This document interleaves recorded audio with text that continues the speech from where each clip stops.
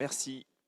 Merci, Monsieur le Président, Monsieur le Vice-président. Je voudrais, au nom de notre groupe, exprimer notre très grande inquiétude de voir cette délibération soumise qui acte finalement l'effondrement de la production de logements sociaux sur notre territoire.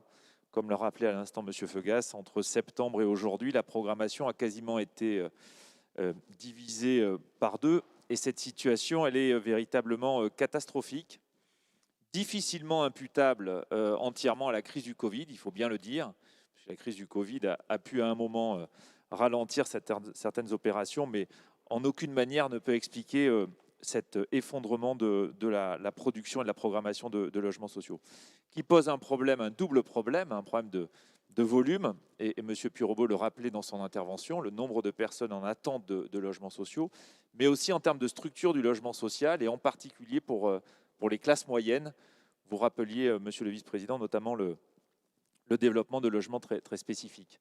Donc moi, au nom d'une groupe, on voudrait vous poser deux questions. La première, c'est comment entendez-vous inverser le cours des choses et retrouver une programmation à la hauteur des enjeux de notre territoire?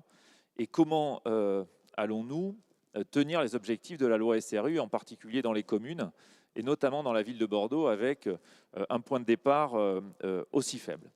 Et je renvoie au débat que nous avions hier, à travers le projet, enfin le non-projet ou le budget entre continuité, attente, transition. Si vous cherchiez des marqueurs, je pense que cette question-là mériterait un véritable changement de braquet. Merci.